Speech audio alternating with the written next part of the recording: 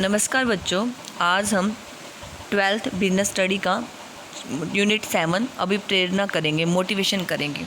जैसा कि बच्चों आपको यहाँ एक वर्ड दिखाई दे रहा है, क्या लिखा हुआ है इसमें? I am possible, impossible. Impossible मतलब जो अपने आप को खुद ही कह रहा है कि क्या हूँ मैं, आई एम पॉसिबल।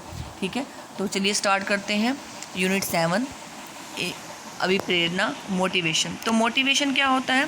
मोटिवेशन, अभिप्रेरणा क्या है? लोगों को स्टिमुलेट करना।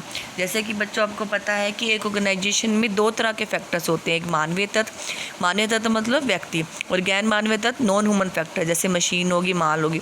तो जो नॉन ह्यूमन फैक्टर हैं, ठीक है, उनकी उपयोगिता किस पर निर्भर करती है? ह्यूमन फैक्टर पर, मानवीय तत्व पर। मशीन ने अपने आप तो काम नहीं करेंगी, ठीक है। माल को कन्वर्ट करने के लिए कौन चाहिए? मनुष्य चाहिए। तो जो मानवीय तत्व हैं उनकी योग्यता को तो हम बढ़ा सकते हैं, उनकी एबिलिटी को तो हम बढ़ा सकते हैं। कैसे बढ़ा सकते हैं? प्रशिक्षण देकर, ठीक है, उनको शिक्षण देकर, एजुकेट करके, ट्रेनिंग देकर। लेकिन जब तक कि उनके अंदर काम करने की इच्छा नहीं होगी तब तक क्या वो काम करेंगे? नहीं। जैसे आपने एक पर्सन को अपॉइंट कर दिया, उसको आपने ट्रेनिंग दे दी, ठीक है, आपने अपनी तरफ से बहुत अच्छा पर्सन अपॉइंट किया, ठीक है, उसको रिक्रूट कर दिया, लेकिन उसको आपने ऑर्गेनाइजेशन में आपने उसको बुला लिया, ट्रेनिंग भी दे दी, लेकिन जब तक आप उसको मोटिवेट नहीं करोगे तब तक वो काम करना स्टार्ट नहीं करेगा। तो मोटिवेशन क्या है? लोगों को अभिप्रेरित करना। तो जैसे कि आपको पता है कि जो ऑर्गेनाइजेशन के लक्ष्य हैं, ऑर्गेनाइजेशन के लक्ष्य जैसे ऑर्गेनाइजेशन के प्रॉफिट को बढ़ाना, उनको, हमारा जो ऑर्गेनाइजेशन है काफ़ी लंबे समय तक रहे, इसके लिए मैनेजर प्रयास करता है, ठीक है। मैनेजर को अब क्या करना पड़ेगा? जो व्यक्ति हैं, जो भी एम्प्लॉइज़ हैं, काम कर रहे हैं, उनको उत्तेजित करना पड़ेगा, उनको स्टिमुलेट करना पड़ेगा, उनको एक्साइट करना पड़ेगा। किस लिए? ताकि वो ऑर्गेनाइजेशन के जो लक्ष्य हैं उनको प्राप्त करने में वो उसकी हेल्प कर सके। तो मोटिवेशन क्या है?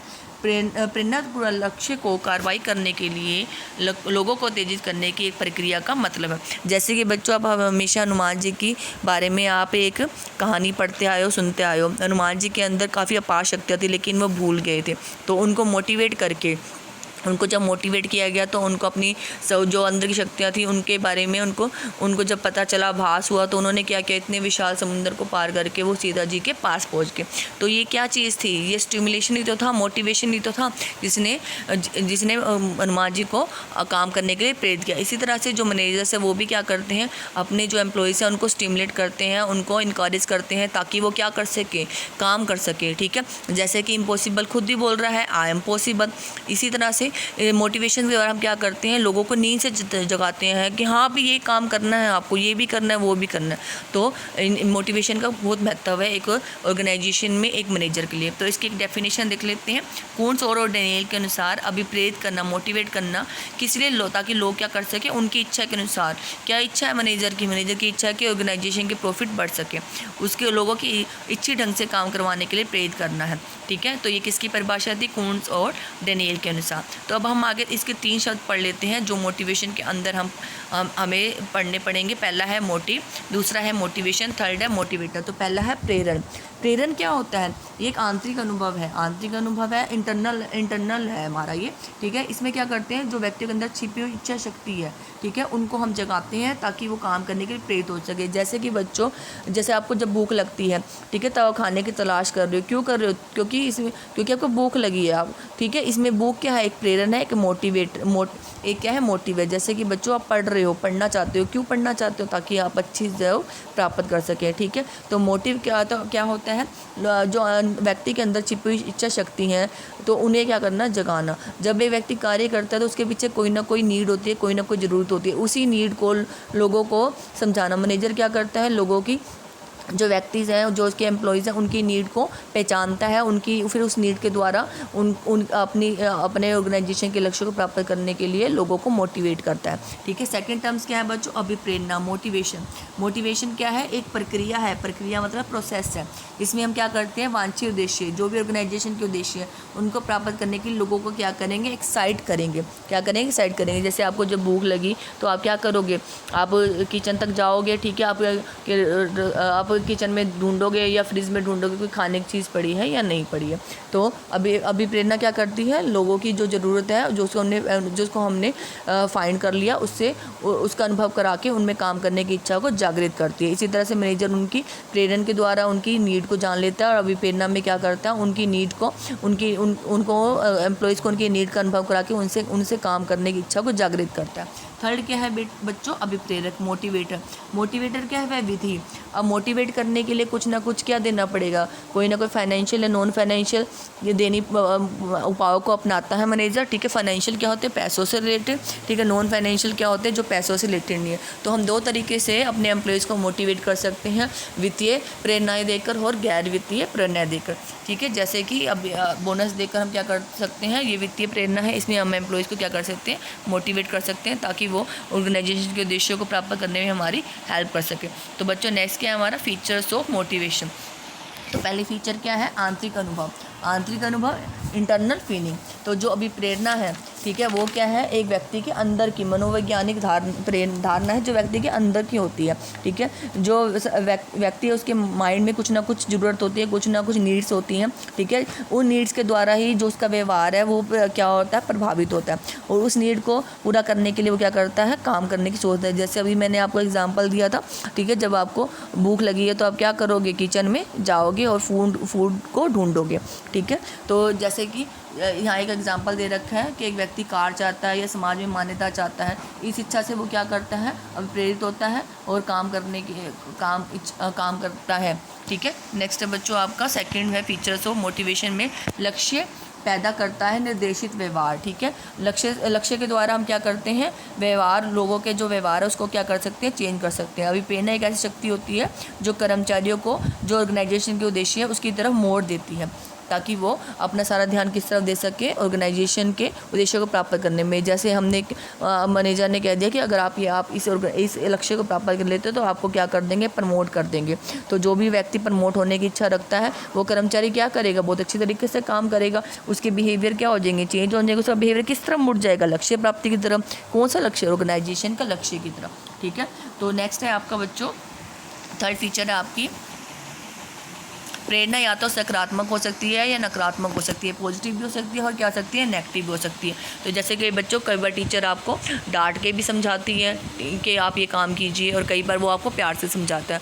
तो इसी तरह से क्या होता है, मैनेजर भी 2 तरह के विधि को यूज़ करता है, एक तो पॉजिटिव है और दूसरा क्या होता है, नेगेटिव है। कई बार वो दंड देकर, ठीक है, या उनको डिमोशन करके, दंड देने का मतलब डिमोशन कर दिया उनका, ठीक है, सस्पेंशन कर दिया, तो इस तरह से उनको डरा कर काम करवाता है। और कई बार वो उनको प्रमोट करता है या फिर उनको कोई अवार्ड देता है या प्रोत्साहित करता है। तो 2 तरह से प्रेरणा दी जा सकती हैं, पॉजिटिव वे भी और नेगेटिव वे से। इस दोनों चाहे पॉजिटिव वे से दी जाए चाहे नेगेटिव वे से दी जाए, मेन उद्देश्य क्या है, ऑर्गेनाइजेशन के उद्देश्य को प्राप्त करना। नेक्स्ट क्या है बच्चों, प्रेरणा एक जटिल प्रक्रिया है। जटिल मतलब कम्प्लेक्स है। कम्प्लेक्स प्रोसेस क्यों है, क्योंकि पता है जो ऑर्गेनाइजेशन में काम करते हैं हर व्यक्ति अलग अलग होता है। हर व्यक्ति की जो ज़रूरतें सबकी क्या होती हैं, अलग अलग होती हैं। ठीक है, कोई प्रमोशन से क्या होगा, मोटिवेट होगा, कोई चाहता है कि मेरे को शाबाशी मिले, कोई चाहता है मेरे को रिकॉग्नाइजेशन मिले, लोग मुझे पहचाने। तो हर व्यक्ति की नीड क्या है, अलग अलग है। तो मैनेजर क्या करता है, उनकी नीड को फाइंड आउट करता है, पता लगाता है, उसी के अकॉर्डिंग ही उन्हें क्या करता है, मोटिवेशन देता है ताकि वो काम कर सकें। अब ये चीज़ तो मुश्किल है ना कि व्यक्ति की ज़रूरत को पता लगाना कि किसकी क्या ज़रूरत है, किसकी क्या ज़रूरत नहीं है। तो इसी यहाँ पे मैनेजर क्या कर रहा है, एक मनोवैज्ञानिक धारणा को यूज़ करना है, लोगों के माइंड को पढ़ रहा है। ठीक है, तो अभी प्रेरणा क्या है, एक तरह की जटिल प्रक्रिया है।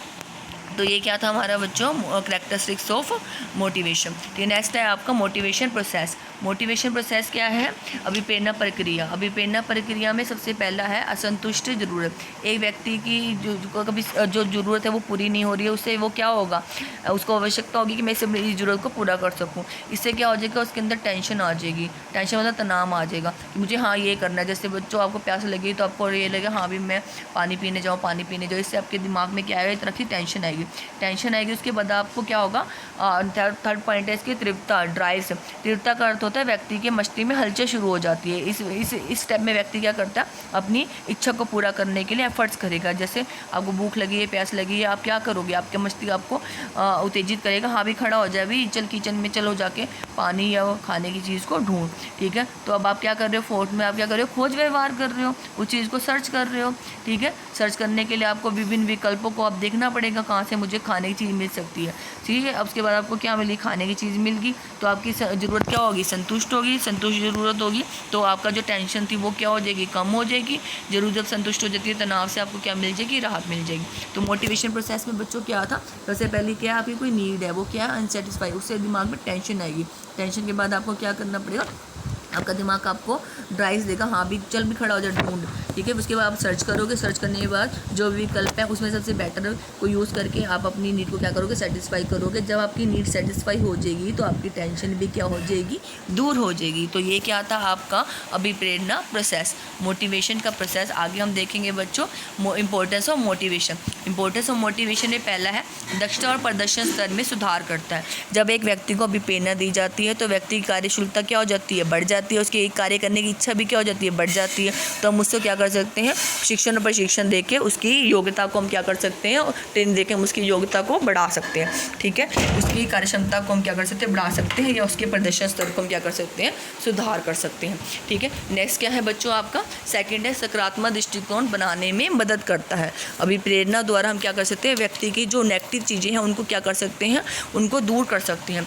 पॉजिटिव उनका दृष्टिकोण को हम क्या कर सकते हैं, पॉजिटिव बना सकते हैं। ठीक है, जैसे हमने उसे पुरस्कार दिया, ठीक है, या जो हमने उसका सुपरवाइज करेंगे, पर्यवेक्षण करेंगे या उसे प्रोत्साहन देंगे, तो व्यक्ति जो होगा, जो कार्य करता है, वो धीरे धीरे काम के प्रति उसका दृष्टिकोण क्या हो जाएगा, पॉजिटिव होता जाएगा।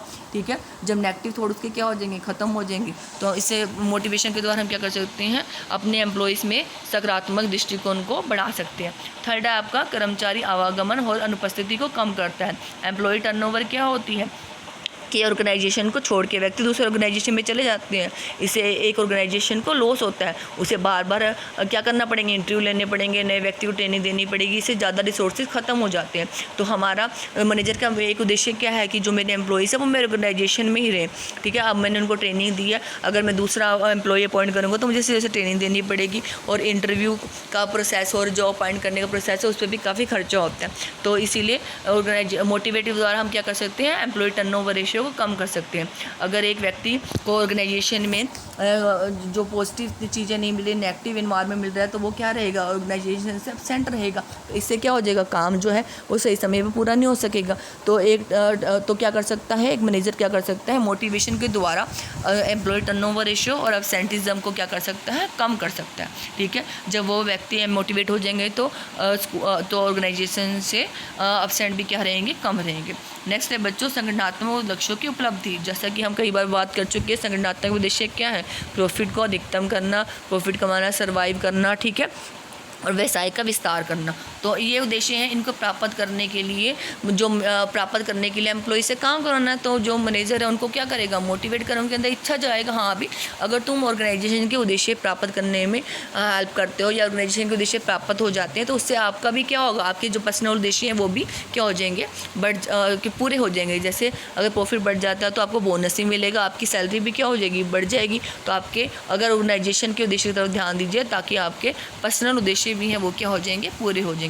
तो ऐसा क्या करना पड़ेगा, मोटिवेट करना पड़ेगा। ठीक है, नेक्स्ट है बच्चों, परिवर्तनों को स्वीकार करने में मदद करता है। आपको पता है संगठन में नए नए परिवर्तन होते रहते हैं, लेकिन जो कर्मचारी हैं वो नए परिवर्तन को अडॉप्ट करने से, जैसे कोई नई मशीन आ रही है तो उससे वो क्या हो जाएंगे, उनके अंदर एक तरह का डर आ जाएगा, हाँ अभी इससे हमारी इंपॉर्टेंस कम ना हो जाए, हमें ये कहीं निकाल ना दें, हमारी छटनी ना कर दें। तो लेकिन जो परिवर्तन है वो उससे क्या होती है, कॉस्ट कम होती है नई मशीन आने से। तो एक मैनेजर को क्या करना पड़ेगा, अपने एम्प्लॉयज़ के अंदर से नेगेटिव थिंकिंग को हटाकर उनको मोटिवेट करना पड़ेगा। मोटिवेट होंगे एम्प्लॉयज़ तो वही जान पाएंगे कि जो नए परिवर्तन हो रहे हैं वो समय की मांग है, उसको अगर हम लागू नहीं करेंगे तो हमारा ऑर्गेनाइजेशन पीछे चला जाएगा। ठीक है, तो इन परिवर्तनों को हम केवल मोटिवेशन के द्वारा ही लोगों अपने एम्प्लॉयज़ को समझा सकते हैं, ताकि वो अधिक उत्साह के साथ अपने कार्य को कर सकें। ठीक है, तो ये क्या थे, हमारे प्रेरणा का महत्व, इम्पोर्टेंस थे हमारी। ठीक है, थैंक यू वेरी मच।